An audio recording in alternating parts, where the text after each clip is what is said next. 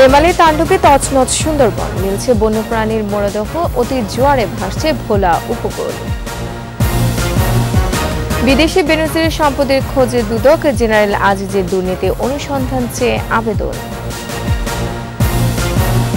এবং আনার হত্যার মোটিভ এখনো অজানা, কলকাতায় ফরেনসিক পরীক্ষার অপেক্ষায়, শাহিনকে ফেরাতে নানা তৎপরতা।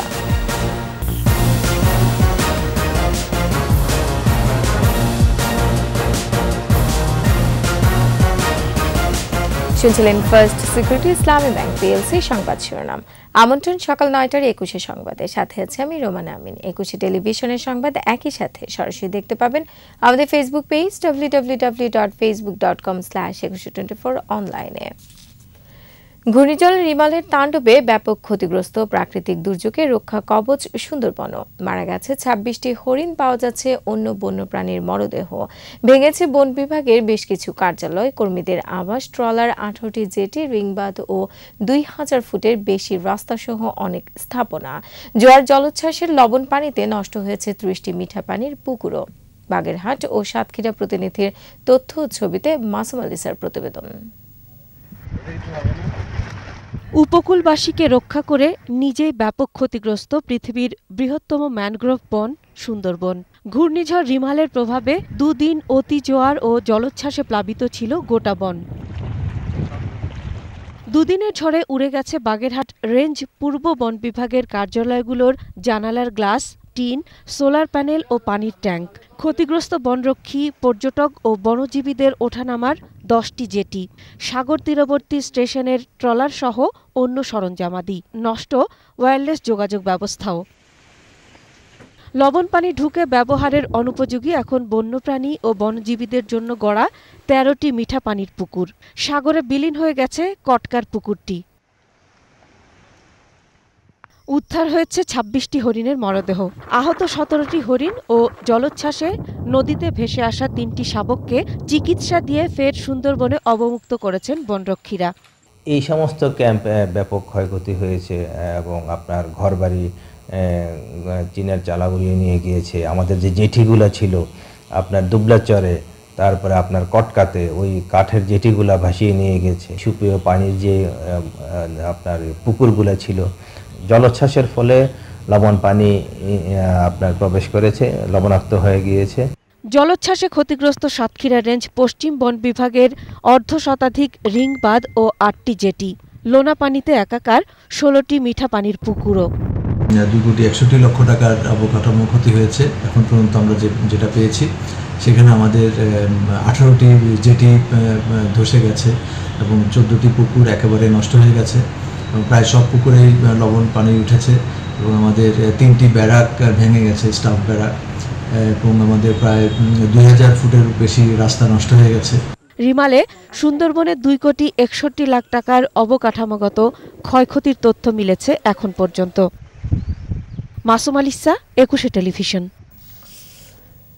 এদিকে ঘূর্ণিঝড় রিমালের প্রভাবে 3 দিন ধরে অতি জোয়ারের পানিতে ভাসছে ভোলার উপকূল। বাঁধের বিভিন্ন অংশ ভেঙে পানিবন্দী 30 গ্রামের অর্ধলক্ষাধিক মানুষ। দুর্গত এলাকায় খাদ্য ও বিশুদ্ধ পানির চরম সংকট। দ্রুতই বাঁধ সংস্কারে পানি উন্নয়ন বোর্ড এবং ক্ষতিগ্রস্তদের ত্রাণ সহায়তার আশ্বাস প্রশাসনের। ভোলা প্রতিনিধি মেজবাউদ্দিন শিপুর রিপোর্ট, জানাচ্ছেন রত্না জামান। রোববার সন্ধ্যায় ভোলার উপকূলে আছড়ে পড়ে ঝোড়ো বাতাস, উত্তাল হয় নদী ও সাগর। রিমালের প্রভাবে মেঘনার পানি রেকর্ড ভেঙে বিপদসীমার 91 সেন্টিমিটার ওপর দিয়ে প্রবাহিত হয়। ভারী বর্ষণের সাথে জোয়ারের প্রবল চাপে লোকালয়ে ঢুকে পড়ে অস্বাভাবিক পানি। 3 দিন ধরে জলাবদ্ধ বাঁধের বাইরের 30টি গ্রাম। সীমাহীন দুর্ভোগে পানিবন্দী হাজারো মানুষ। ঘরের ভিতরে পানি উঠছে, উঠটা অনেক ক্ষতি হয়েছে, মাল সাবানার ক্ষতি হয়ে গেছে। এবারে বাচ্চা ঘরে নিয়ে চলতে ফিরতে অনেক কষ্ট হইতে আছে। 70-এর বন্যার পরে এরম আর পানি আমরা দেখি না। এখন যে ভাব পানির, এখন আমরা খুব অসহায় আছি। কোনো বাড়িতে কোনো চুলাচাকি নেই, সবার চুলাচাকি ভাঙ্গা চুরিয়া গেলে পরে সব নিয়ে গেছে, কিছুই নাই। আমাদের কোনো মেম্বার চেয়ারম্যান কেউ আয়া জিজ্ঞেস করে না আপনারা কি বাজে আছেন, কি বাজে রয়েছেন, কি বাজে খান, বাকি আসা বিষয়ে আমার কোনোদিন কেউ এই দিন আজ 3-4 দিন আমার কেউ জিজ্ঞাসা করে না। ঝড়ের প্রভাবে সম্পূর্ণ ও আংশিক ক্ষতিগ্রস্ত জেলার 11 কিলোমিটার বাঁধ, ঝুঁকিতে আরও 30 কিলোমিটার। পানি নেমে গেলে সেগুলোর সংস্কার করবে পানি উন্নয়ন বোর্ড। যেগুলো বেশি ঝুঁকিপূর্ণ সেই অংশটাকে মেরামতের জন্য অলরেডি আমরা কার্যক্রম শুরু করে দিয়েছি এবং ব্রিজগুলো দ্রুত বন্ধ ব্যবস্থা গ্রহণ করেছি, যাতে খুব দ্রুত বন্ধ করা গেলে যাতে নেক্সট জোয়ারের সময় পানি প্রবেশ না করে। ক্ষতিগ্রস্তদের অতি দ্রুত সহায়তার আশ্বাস জেলা প্রশাসনেরও। ঢালচর, চর পাতিলা, চর মিজাম, মাঝের চর, চর চুটকিমারি, এই সকল যে বিচ্ছিন্ন চরগুলো রয়েছে সেখানকার মানুষ পানিবন্দী আছে এবং তাদের ঘর বাড়ির ব্যাপক ক্ষতি হয়েছে। তো সেই কারণে সেখানে অতিরিক্ত বরাদ্দের প্রয়োজনীয়তা রয়েছে এবং এই বরাদ্দগুলো আমরা লিখেছি এবং সেগুলো যদি আসে তাৎক্ষণিকভাবে দুর্গত মানুষদের কাছে আমরা সেটি পৌঁছে দেব। প্রাকৃতিক দুর্যোগের ক্ষতি এড়াতে ভবিষ্যতে স্থায়ী ও টেকসই বাঁধ নির্মাণের দাবি ভোলাবাসীর। রত্না জামান, 21 টেলিভিশন। ঘূর্ণিঝড় রিমালের ক্ষতিগ্রস্ত এলাকা পরিদর্শনে যাচ্ছেন প্রধানমন্ত্রী শেখ হাসিনা। আজ দুপুর 12:30টায় তিনি পটুয়াখালী কলাপাড়ায় সরকারি মোজাহার বিশ্বাস কলেজ মাঠে বন্যা দুর্গত প্রায় 2000 মানুষের হাতে ত্রাণ সহায়তা তুলে দেবেন। পরে প্রধানমন্ত্রী শেখ কামাল সেতু পরিদর্শন শেষে পায়রা তাপবিদ্যুৎ কেন্দ্রের হলরুমে বিভাগীয় কর্মকর্তাদের সাথে বৈঠক করবেন। সেখান থেকে বিকেল 4টায় ঢাকার উদ্দেশ্যে হেলিকপ্টারে যাত্রা করবেন। এর আগে সকাল 11টায় হেলিকপ্টার যোগে প্রধানমন্ত্রী পিরোজপুরের মঠবাড়িয়া ও বরগুনার পাথরঘাটা এলাকা পরিদর্শন করবেন। প্রধানমন্ত্রীর আগমনকে কেন্দ্র করে সরকারি মোজাহার উদ্দিন বিশ্বাস কলেজ মাঠ প্রস্তুত করা হয়েছে। নিরাপত্তার চাদরে ঢেকেছে কলাপাড়া উপজেলা। অন্যান্য প্রসঙ্গ, সাবেক আইজিপি বেনজির আহমেদ বিদেশেও অর্থ পাচার করেছেন বলে সন্দেহ করছে দুদক। যুক্তরাষ্ট্র, কানাডা ও সংযুক্ত আরব আমিরাতে বেনজিরের কি পরিমাণ সম্পদ রয়েছে তা জানতে BFIU এর মাধ্যমে ওইসব দেশের কাছে তথ্য চেয়েছে সংস্থাটি। আর অনুসন্ধান চলমান রয়েছে জানিয়ে দুদক আইনজীবী বলছেন, বিদেশের তথ্য পেলে পরবর্তী কার্যক্রম শুরু হবে। বিস্তারিত শাকের আরজু রিপোর্টে। সম্প্রতি দেশের একটি জাতীয় দৈনিকে দাবি করা হয়, পুলিশের সাবেক আইজি ও র্যাবের সাবেক মহাপরিচালক বেনজির আহমেদের বিপুল পরিমাণ অবৈধ সম্পদের খোঁজ মিলেছে। দুদকে এসব সম্পদের অনুসন্ধানে আবেদন করা হয়। অনুসন্ধানে বিপুল পরিমাণে অর্থ সম্পত্তি পেয়ে আদালত বেনজির আহমেদ, তার স্ত্রী, 2 মেয়ে ও কয়েকজন স্বজনের সম্পত্তি ক্রোক এবং ব্যাংক হিসেব অবরুদ্ধ করার আদেশ দেন। অপর এক আদেশে আরও 119টি স্থাবর অস্থাবর সম্পত্তি ক্রোকের নির্দেশ দেন আদালত। এরপর বেনজিরের 6টি বিও অ্যাকাউন্ট জব্দ করেছে পুঁজিবাজার নিয়ন্ত্রক সংস্থা BSEC। দুদক বেনজিরের বিরুদ্ধে অনুসন্ধান চালালে একে একে বের হতে থাকে বিপুল অর্থবিত্তের তথ্য। এর ধারাবাহিকতায় দুবাই, কানাডা, যুক্তরাষ্ট্রে তার কোনো সম্পদ থাকলে সেসবের নথিপত্র চেয়ে বাংলাদেশ ফিনান্সিয়াল ইন্টেলিজেন্স ইউনিট BFIU-কে চিঠি দিয়েছে দুদকের অনুসন্ধান টিম। দেশ থেকে অর্থ পাচার ঠেকাতে নীতিমালা প্রণয়ন ও সমন্বয়কের কাজ করে BFIU। তাদের কাছে রিকোয়েস্ট করা হয়, এটাকে বলা হয় মিউচুয়াল লিগ্যাল অ্যাসিস্ট্যান্স রিকোয়েস্ট। এই MLAR-এর মাধ্যমে তথ্যপত্র চাওয়া হয় এবং তথ্যপত্র চাওয়ালে একটি নির্দিষ্ট সময়তে তারা তথ্যপত্র যদি তাদের কাছে থাকে তারা পাঠিয়ে থাকে। অবৈধ সম্পদ অর্জনের অভিযোগে সাবেক আইজিপি বেনজির আহমেদকে জিজ্ঞাসাবাদের জন্য 6 জুন তলব করেছে দুদক, আর 9 জুন তলব করা হয়েছে স্ত্রী ও 2 মেয়েকে। আইনে বলা আছে দুদক যাকে চিঠি দিয়ে ডাকবে জিজ্ঞাসাবাদ করার জন্য, ওনার নর্মাল নিয়ম হলো ওই দিন উপস্থিত থাকা। যদি কোনো কারণবশত উনি আসতে না পারেন, উনি নিজে এসে বা ওনারা বিজ্ঞ আইনজীবীর মাধ্যমে দরখাস্ত দিয়ে সময় চাইতে পারেন। এবং আমি অতীতেও দেখেছি সময় চাইলে কমিশন এটা সময় ওনাদের জন্য অ্যালাউ করে। অনুসন্ধানে দেখা গেছে দেশের বিভিন্ন এলাকায় যে বিপুল সম্পদ গড়েছেন বেনজির, তার বেশিরভাগই কেনেন আইজিপি পদে অধিষ্ঠিত হওয়ার পর। শাকের আরজু, 21 টেলিভিশন, ঢাকা। সাবেক সেনাপ্রধান আজিজ আহমেদের বিরুদ্ধে দুর্নীতির অভিযোগ এড়িয়ে যাওয়ার কোনো সুযোগ নেই, জানালেন দুর্নীতি দমন কমিশন দুদকের চেয়ারম্যান মোহাম্মদ মঈনুদ্দিন আব্দুল্লাহ। এর আগে সাবেক এই জেনারেলের দুর্নীতির অনুসন্ধান চেয়ে দুদকে অভিযোগ করেছেন সুপ্রিম কোর্টের আইনজীবী সালাউদ্দিন রিগান। তার করা আবেদনের প্রেক্ষিতেই দুদক চেয়ারম্যান বলেন, সাবেক সেনাপ্রধান আজিজ আহমেদের বিরুদ্ধে অভিযোগ এসেছে। অভিযোগগুলো যাচাই বাছাই করে সত্যতা পেলে আমলে নিয়ে পদক্ষেপ নেওয়া হবে।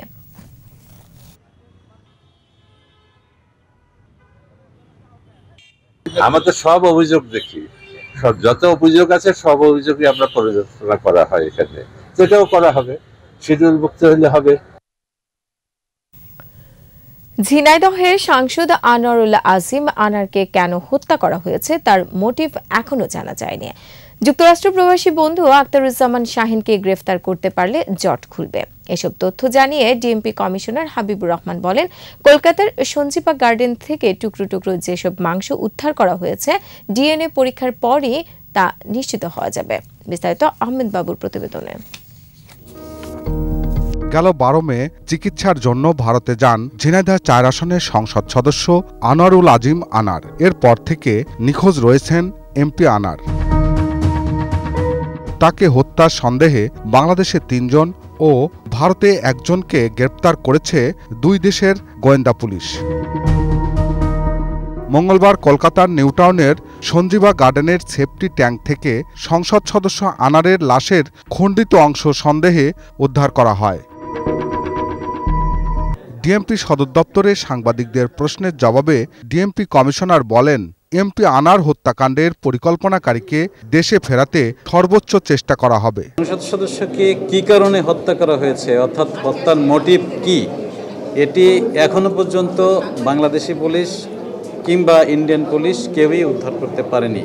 এর মূল কারণ এটির যিনি ষড়যন্ত্রকারী, এটির যিনি পরিকল্পনাকারী, তিনি এখন দেশের বাইরে রয়েছেন। তাকে গ্রেপ্তার করা যায়নি বিধায়ী এটি এখনও কিছুই উদ্ধার করা যায়নি। তাকে গ্রেপ্তার করলেই কেবল এই হত্যার মোটিভ জানা সম্ভব হবে। হত্যাকাণ্ডে যারা জড়িত সবাইকে চিহ্নিত করা হয়েছে উল্লেখ করে ডিএমপি কমিশনার বলেন, ঘটনার সূত্রপাত 2 দেশে হওয়ায় যে কোনো দেশের আইনে বিচার হতে পারে। এই মুহূর্তে সেই ধরনের কোনো কন্ট্রাক্ট তাদের সাথে নেই, তারপরেও অন্য যে কোনো মাধ্যম বা কূটনৈতিক যে কোনো চ্যানেলে সর্বোচ্চ চেষ্টা এ বিষয়ে করা হবে। খণ্ডিত কিছু মাংস উদ্ধার করা হয়েছে, সেটি আসলেই আমাদের মাননীয় সংসদ সদস্যের কি না সেটি ডিএনএ টেস্ট করলেই কেবল বোঝা যাবে।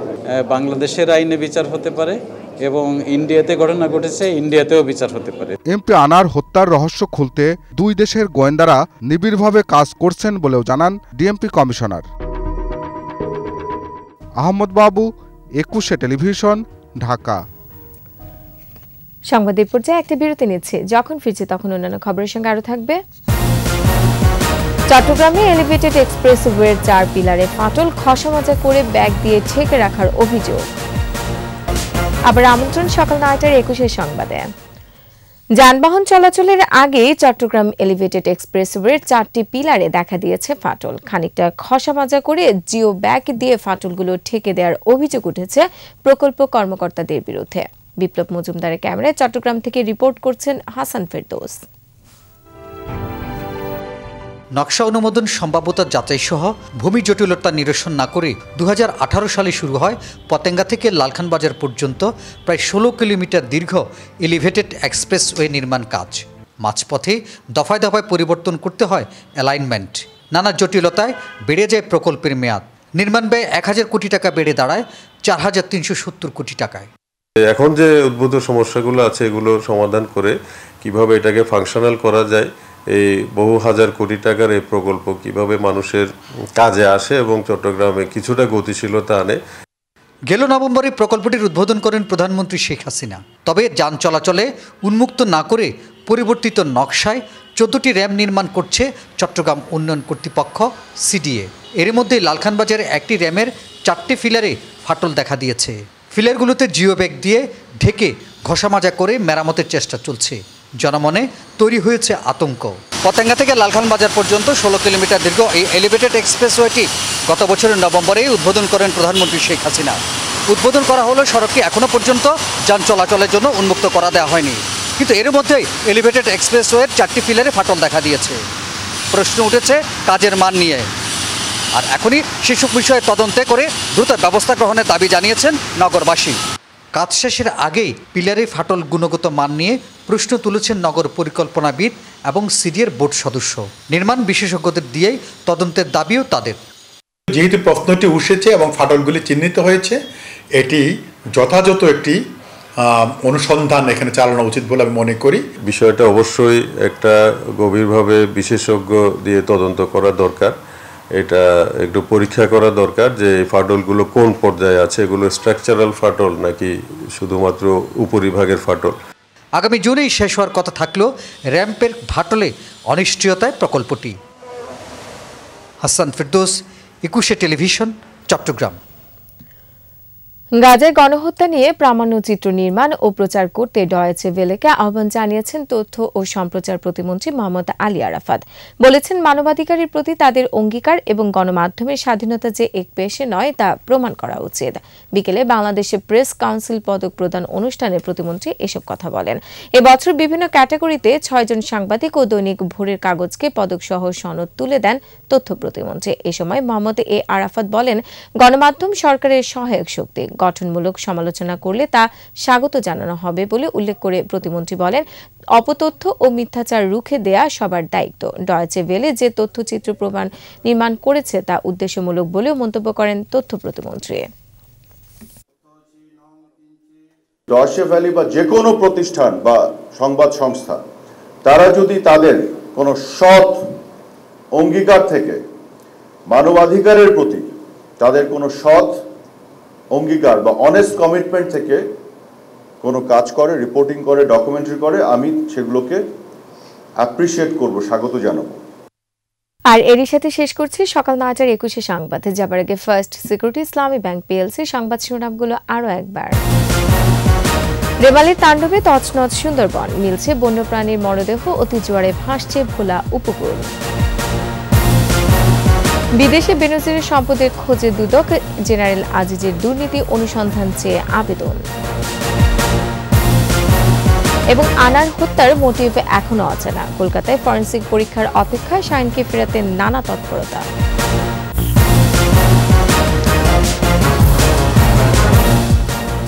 দর্শক, সর্বশেষ খবর জানতে ডায়াল করুন 2021 নম্বর আর ভিজিট করুন 21tv.com এই ওয়েবসাইটে। এছাড়া ফেসবুকে ভিজিট করতে পারেন facebook.com/2124 অনলাইনে। এতক্ষণ সাথে থাকার জন্য ধন্যবাদ। পরবর্তী সংবাদ দুপুর 12টায় দেখার আমন্ত্রণ রইল। 21-এর সাথেই থাকুন।